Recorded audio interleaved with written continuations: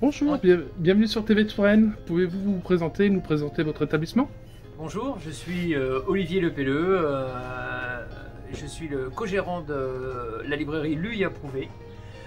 L'autre co-gérant c'est Frédéric Garbigno et nous sommes deux à assurer l'activité du magasin en confinement pour tout ce qui est click and collect et livraison. Comment ça se passe du coup cette période particulière due au confinement? Vous venez de nous parler de click and collect, comment les gens peuvent procéder? Donc on a l'expérience du premier confinement où on a mis en place un formulaire sur une page web. On communique aussi un petit peu sur Facebook et sur Twitter. Donc aujourd'hui on propose aux clients via un mail ou par un appel téléphonique ou de faire soit une commande dans laquelle on peut livrer les clients dans l'agglo et en France entière, d'accord? Grâce à des aides de l'État et spécifiques à la librairie, nous ne comptons pas les frais de port à part 1 centime qu'on ajoute au prix de vente. C'est la loi qui l'oblige. Voilà.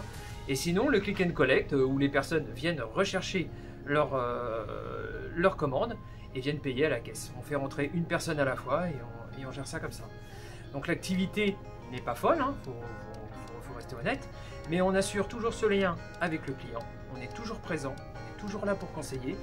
Et puis de toute façon, il y a un boulot énorme de manutention. On reçoit beaucoup de marchandises par semaine. Au lieu d'être 8 à le faire, on ne se retrouve plus qu'à 2. Voilà. Donc aujourd'hui, il y a une grosse perte du chiffre d'affaires. On doit faire entre 30 et 40% de notre chiffre d'affaires en click and collect. Hein, et donc c'est très dur. Pour le mois de novembre, c'est très dur. De ce fait, votre personnel est aussi en chômage technique? Voilà, nous sommes, oui, tout le monde est au chômage partiel. Voilà, d'accord. Vous attendez beaucoup des annonces gouvernementales? J'en attends beaucoup. On a compris qu'il y avait quand même une urgence sanitaire et qu'il fallait faire bloc pour couper court à ce virus. Donc on comprend qu'il faut faire ça. Mais je ne sais pas si on doit être aidé, mais c'est vrai que quand l'État prend une décision comme ça, on tend la main, on aimerait bien être aidé. Les annonces de 10 000 € pour le chiffre d'affaires, on est loin que ça supporte ne serait-ce que nos charges. Hein. Si, c'est des charges énormes. Donc, on va faire au mieux avec ce qu'on a. Vous espérez fortement pouvoir ouvrir pour décembre? Oui, on attend ça avec impatience. On a toujours mis en place des procédures sanitaires assez claires en magasin. On a 2 mètres de distanciation. Le magasin mesure une surface de 350 mètres carrés. Ça permet quand même d'accueillir un certain nombre de personnes. Et puis en caisse, il y a toujours tous les masques. Il y a aussi des barrières de plexiglas. On fait du moins ce qu'on nous préconise de faire pour la santé de nos collaborateurs et des clients. De ce fait, si le gouvernement vous autorise à ouvrir dès le 1er ou 2 décembre, vous êtes opérationnel Oui. à accueillir tout le monde? Oui, on a tout mis en place, on est bon.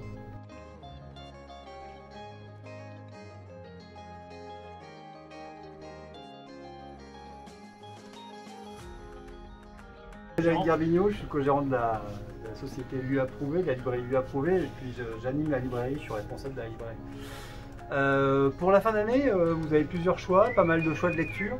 Vous avez en roman Richard Russo, Retour à Martha's Vineyard, grand auteur américain, beau roman générationnel, un peu mélancolique et une vraie construction. On se retrouve avec quelque chose de très écrit qui va glisser progressivement presque vers le roman policier. 3 amis de 66 ans qui se retrouvent 40 ans après, ils ont été à la fac ensemble, ils ont passé un week-end mémorable en 71 dans la maison de l'un d'eux. Et ils se retrouvent en 2005 je crois, et ils se retrouvent tous les 3. Et lors de ce fameux week-end de 71, ils étaient avec une fille, une classe sociale bien plus élevée que la leur, qui était leur amour de jeunesse et qui a disparu à la fin de ce week-end.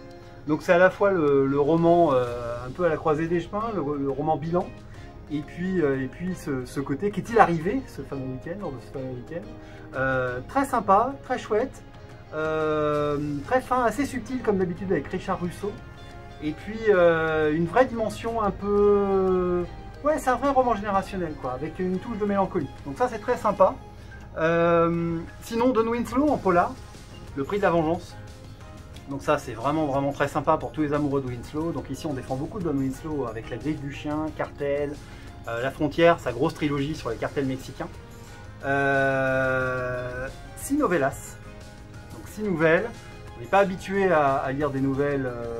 Enfin, le public français a un peu de mal avec les nouvelles. C'est excellent. 6 nouvelles d'à peu près 100 pages. Et on retrouve tout l'univers de Winslow. Alors, sa capacité en 2-3 pages à créer un personnage XXL. Vous trouvez red dingue du personnage au bout de 3 lignes.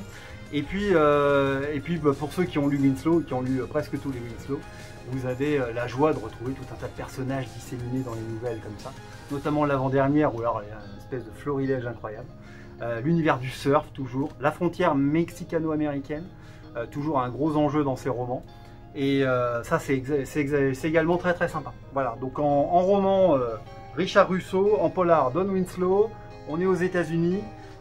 Si vous voulez faire un petit tour en France, vous avez La Cuillère de Dany Héricourt, roman extrêmement rafraîchissant et par les temps qui courent, ça fait pas de mal. Une cuillère à côté du lit de mort de son père, elle a 18 ans, on est au Pays de Galles, dans un hôtel, obnubilé par cette cuillère, qui est ouvragée d'une façon assez particulière. Et toute la première partie, ça va être la recherche de l'origine de cette cuillère. Elle fait son deuil, elle s'arme de cette recherche pour faire son deuil. Toute la deuxième partie, c'est Hippolyte qui se balade en France, puisqu'elle prend la vieille Volvo, et puis hop, la voilà partie en France. Donc c'est assez saisissant et assez drôle, avec c'est assez rocambolesque. Et la troisième partie, le secret de famille, etc. On passe un bon moment, Dany Héricourt, La Cuillère, c'est original, c'est frais, c'est sympa, et ça fait du bien. Merci.